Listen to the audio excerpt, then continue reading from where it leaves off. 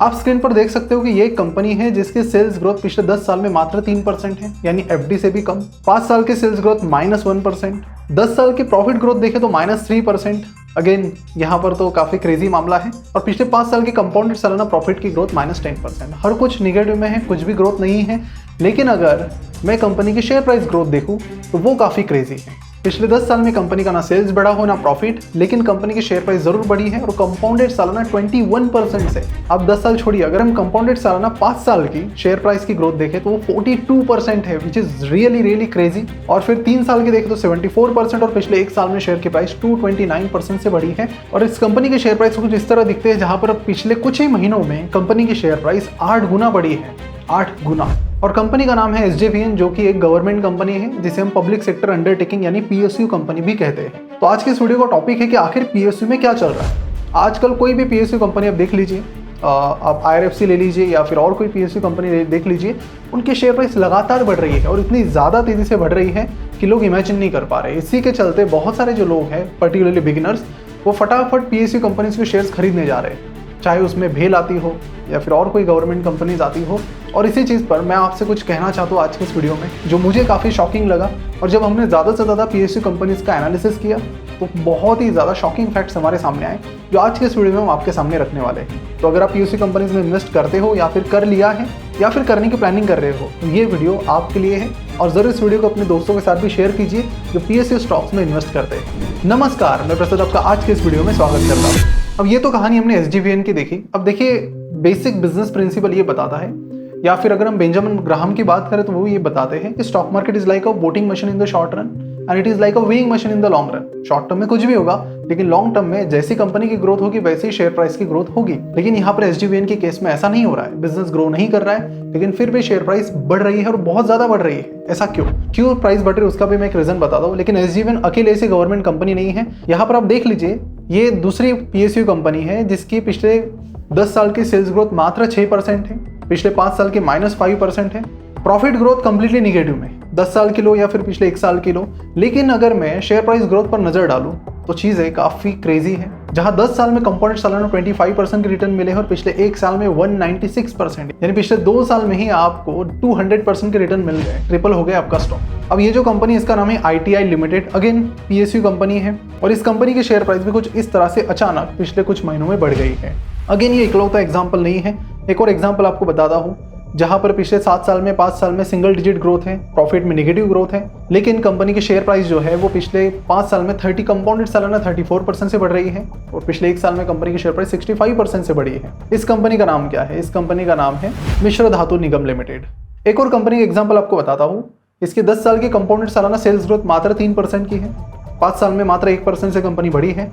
Company की profit growth देखें तो वो सिंगल डिजिट ही है, मतलब कुछ भी खास ग्रोथ नहीं है। जितने एफडी के रिटर्न है उसके बराबर ही आसपास ही आपको सारी फिगर्स दिख रही है। पिछले 1 साल की बात करें तो रेवेन्यू 9% से कम हुआ है। टीटीएम का मतलब होता है ट्रेलिंग 12 मंथ्स, यानी पिछले 12 महीने में। पिछले 12 महीनों में रेवेन्यू 9% से कम हुआ है, प्रॉफिट भी 9% से कम हुआ है, लेकिन शेयर प्राइस 146% से बढ़ गई है। कंपाउंडेड सालाना देखोगे आप, पिछले 3 साल में 63% कंपाउंडेड सालाना ग्रोथ है शेयर प्राइस में। ये है एनएचपीसी, अगेन पीएसयू कंपनीज। और ऐसे 1-2 एग्जाम्पल्स नहीं है, ऐसे कई सारे एग्जाम्पल्स आपके सामने हैं जहां पर इस तरह की चीजें हो रही है। तो सवाल ये आता है कि एग्जैक्टली ये चल क्या रहा है कि कोई भी पीएसयू पर आप हाथ लगा दो, सोना बन रहा है। लोग क्रेजी पैसा पीएसयू में बना रहे हैं और इसीलिए हर किसी को लग रहा है अभी कि मुझे भी पीएसयू स्टॉक्स खरीद लेने चाहिए और इस रैली में पार्टिसिपेट होकर बहुत सारा पैसा कमा लेना चाहिए। लेकिन रियलिटी काफ़ी अलग है। इस कंपनी का नाम है IRFC, Indian railway finance corporation. इसकी अगर बात करें तो इसमें भी सेम ही पैटर्न आपको मिलेगा कि प्रॉफिट और रेवेन्यू की ग्रोथ कम होती जा रही है, शेयर प्राइस की ग्रोथ काफ़ी बढ़ती जा रही है। पिछले 1 साल में ही कंपनी ने 500% से ज़्यादा के रिटर्न्स दिए। यहाँ पर अगर हम देखें, अभी कंपनी का जो पी रेशो वो 44 के करीब है और मैंने आपको जो पहले कंपनीज बताई उनके भी पी रेशो रिसेंट टाइम में बहुत ज़्यादा बढ़ गए हैं। एसजेवीएन का जो पी रेशो वो 69 पे फिलहाल चल रहा है। इसी कंपनी का पी रेशो 2022 में, यानी लगभग 1.5 साल पहले चल रहा था मात्र 5 और 6 के करीब। और ये अकेला एसजेवीएन नहीं है, अगर मैं आईआरएफसी और बाकी जो कंपनीज की भी बात करूं, इन सब के जो प्राइस टू अर्निंग रेशो है जो रिसेंट टाइम में काफ़ी बूम हो गए हैं, वो 5-6 के करीब अवेलेबल थे। मैं आईआरएफसी का एक बार आपको डेटा दिखाता हूँ और यहाँ पर आप देख सकते हैं कि 5, 4.5 इस तरह का पी कंपनी का चल रहा था। हो क्या रहा था कि जो पीएसयू स्टॉक्स है कई सारे, ये बहुत हाई ग्रोथ स्टॉक्स तो नहीं होते, इनमें से कुछ ही हाई ग्रोथ स्टॉक्स होते हैं, लेकिन मीडियम तरीके की ग्रोथ दिखाते हैं 15%, 18% इस तरह की, और कुछ ने थोड़ी एक्स्ट्रॉर्डिनरी दिखाई है, लेकिन मेजॉरिटी ऑन एन एवरेज निकाले तो मीडियम ग्रोथ इनकी रहती है। लेकिन 2022 से पहले के जो 10 साल है उसमें इन स्टॉक्स की डिमांड कुछ भी नहीं थी, कोई भी खरीदने को तैयार नहीं था। कंपनी की अगर प्रॉफिट रेवेन्यू ग्रोथ देखे उस टाइम, तो लगातार कंपनी उस टाइम 20% की सालाना ग्रोथ से बढ़ रही थी, रेवेन्यू हो चाहे प्रॉफिट हो। मैं IRFC जब खरीदा और तब मुझे ये लग रहा था कि अगर कंपनी ग्रो कर रही है और पी रेशो बहुत कम है तो कुछ कहीं मैं तो गलत नहीं हूँ कि हर कोई कंपनी को सेल करे और मैं खरीद रहा हूँ। लेकिन क्या होता है ना कि अगर आपकी शेयर प्राइस वही की वही है या फिर कम हो रही है और कंपनी की बिजनेस ग्रोथ बढ़ रही है यानी प्रॉफिट बढ़ रहा है, तो ऐसे में आपका जो पी रेशो बहुत कम होता चले जाता है। जैसे मैं एग्जांपल के साथ आपको बताता हूँ, मान लेते हैं किसी कंपनी का मार्केट कैपिटलाइजेशन है 100 करोड़ का और उसका नेट प्रॉफिट है 10 करोड़ का, तो उसका पी रेशो कितना आया, market cap divided by net profit is equal to 10 आया यहाँ पर। अब यहीं पर कंपनी का प्रॉफिट बढ़ जाता है, 10 से 20 करोड़ हो जाता है, तो इस केस में क्या होगा, 100 that is market cap divided bye 20 which is net profit, तो आपका पी रेशो कितना हो जाएगा 5। तो जैसे कंपनी की शेयर प्राइस नहीं बढ़ती है लेकिन उसका प्रॉफिट बढ़ने लगता है तो आपका पी ऑटोमेटिकली कम होता चला जाएगा एंड वहां पर आपको बहुत सारी अंडर वैल्यूड अपॉर्चुनिटीज पर मिलने के चांसेस है। लेकिन जब इसी के उल्टा होता है तो कहानी बदल जाती है कि आपकी शेयर प्राइस बहुत तेजी से बढ़ रही है लेकिन प्रॉफिट वही के वही है, तो फिर पी बहुत क्रेजीली बढ़ने लगता है और एग्जैक्टली वही सिचुएशंस अभी हो रही है। अब बात करते हैं कि इन कंपनीज की शेयर प्राइस अब अचानक इतनी ज़्यादा क्यों बढ़ रही है। तो उससे पहले आपको बता दूं कि अगर आपको पी रेशो और ये चीज़ें नहीं पता तो इस पर हमने एक डिटेल वीडियो बनाया था जिसे आप यहाँ क्लिक करके देख सकते हैं।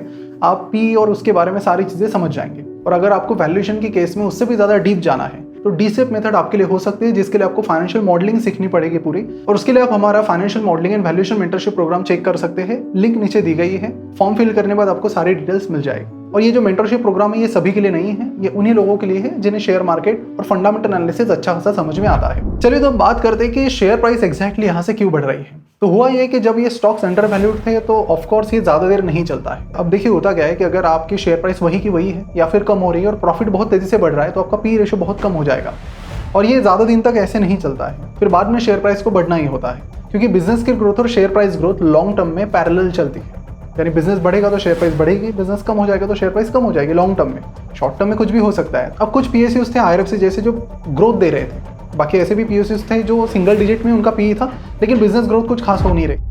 IRFC के केस में देखें या फिर आप रेल विकास निगम लिमिटेड की बात करें तो इसका भी पी रेशो रेल विकास निगम का 5-6 के करीब था, जो कि आज 89 पर चला गया। यहाँ पर भी रेल विकास निगम की अगर हम प्रॉफिट एंड लॉस स्टेटमेंट पर देखें, नजर डालें, 10 साल पहले कंपनी का रेवेन्यू 2400 करोड़ था जो अभी 21,000 करोड़ हुआ है, लगभग 9 गुना बढ़ा है। और नेट प्रॉफिट की बात करें तो वो भी यहाँ पर लगभग 9 गुना बढ़ी है पिछले 10 सालों में। क्रेजी बिजनेस ग्रोथ थी लेकिन शेयर प्राइस बढ़ने को तैयार नहीं थी, जिसके चलते आपके जो पी रेशो था 5-6 के करीब ट्रेड हो रहा था, कोई लेने को तैयार नहीं था। अब हुआ ये कि 2022 के बाद काफी सारे लोगों को पता चला कि PSUs काफी अंडर वैल्यूड है, बिजनेस ग्रोथ काफी ज्यादा लेकिन शेयर प्राइस बढ़ी हुई है, तो लोग यहाँ पर इन्वेस्ट करना लोगों ने शुरू किया। अब ये काफ़ी ज़्यादा अंडर वैल्यूड थे तो शेयर प्राइस की ग्रोथ जारी रही अगले कुछ महीनों में।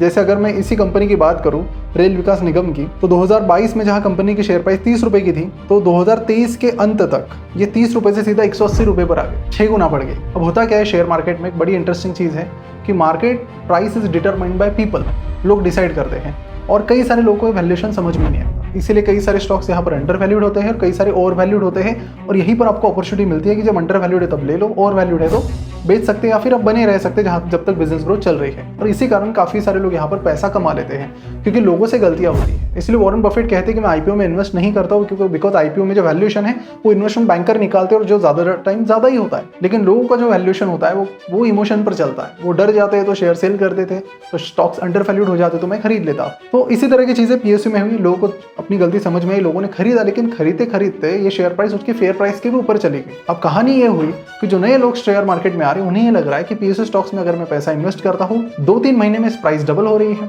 और इसी चीज़ को देख के फिर लोगों ने पैसा डाला और एक्चुअल में ऐसा हुआ भी। लोगों ने IRFC की शेयर प्राइस 20 रुपये से 80 रुपये हुई, लोगों ने 80 रुपये में खरीदा तो 160 रुपये हुई, किसी ने 100 रुपये में खरीदा तो 200 रुपये, और अभी 216 रुपये की चल रही है वीडियो रिकॉर्ड करते टाइम। लेकिन इसी दौरान अगर हम अब का या फिर रेल विकास निगम की बात करें तो 32 रुपये की शेयर प्राइस अभी चल रही है लगभग 600 रुपये के करीब। आप इमेजिन कीजिए किस तरह के क्रेजी रिटर्न सिर्फ पिछले 2 साल में इस कंपनी ने दिए। और जो मैंने IRFC बाय किया उसका वीडियो भी मैंने डाला था, मुहूर्त ट्रेडिंग 2022 का, जहां पर मैं जनरली हर दिवाली में बात करता हूँ कि कौन से स्टॉक्स में खरीद रहा हूँ। अब यहाँ पर इंटरेस्टिंग चीज़ ये हुई है, प्राइसेस तो बहुत क्रेजीली बढ़ी है लेकिन कंपनी की जो बिजनेस ग्रोथ है वो अभी स्लो हो रही है। अगर कंपनी का 5 साल का कंपाउंडेड सालाना सेल्स देखेंगे और 3 साल का देखेंगे तो 3 साल का कम हुआ है, पिछले 1 साल का देखेंगे तो और कम हुआ है। ये चीज सिर्फ रेल विकास निगम में नहीं है, आप IRFC का डेटा देख लीजिए, वहां पर भी सिमिलर चीज आपको मिलेगी कि शेयर प्राइस तो क्रेजीली बढ़ी है, एट द सेम टाइम जो बिजनेस ग्रोथ थी वो अभी धीमी पड़ रही है। तो इस वजह से एक प्रकार का बबल यहाँ पर क्रिएट हो रहा है, जो कब बस्ट होगा वो कोई नहीं बता सकता, लेकिन लॉन्ग टर्म में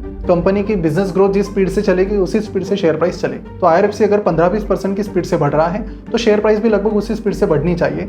ठीक है, करेक्ट होना था, काफी अंडरवेल्ड स्टॉक था, करेक्ट हो गया, लेकिन अभी वो बहुत ज्यादा ओवर वैल्यूड हुआ। और मैं सिर्फ IRFC की बात नहीं कर रहा हूँ, ये जितनी भी कंपनीज है, SJVN है, ITI है, उसके बाद मिश्र धातु है, इन सब के अगर आप पी रेशो देखेंगे, मिश्र धातु का पी रेशो 106 का है। यही पी रेशो 3 साल पहले बस 15 के करीब चल रहा था। और मिश्र धातु की तो बात यह है कि यहाँ तो बिजनेस ग्रोथ भी नहीं है, यहाँ पर अगर हम देखें तो निगेटिव प्रॉफिट ग्रोथ है, रेवेन्यू ग्रोथ भी देखेंगे तो बहुत ही कम है। इसके बावजूद शेयर प्राइस बहुत क्रेजीली बढ़ी है और आने वाले टाइम में ये काफ़ी एक बड़ा रेड फ्लैग है ऐसे इन्वेस्टर्स के लिए जो सिर्फ प्राइस देखकर कंपनीज में इन्वेस्ट कर रहे हैं। कई सारी मेटल कंपनीज हैं, शिपयार्ड कंपनीज हैं, इस तरह की चीज़ें वहाँ पर भी हो रही है। रेवेन्यू प्रॉफिट ग्रोथ में कुछ खास इजाफा नहीं है, लेकिन शेयर प्राइसेस बहुत तेज़ी से बढ़ रही है। तो मेरी आप सभी से यही गुजारिश है कि किसी भी कंपनी में इन्वेस्ट करने से पहले उसके वैल्यूएशन पर जरूर नजर डालें। ये नहीं कि कोई स्टॉक 100 रुपये से 300 रुपये हुआ है तो मतलब इसका मतलब है कि वो 300 रुपये से 900 रुपये भी होगा।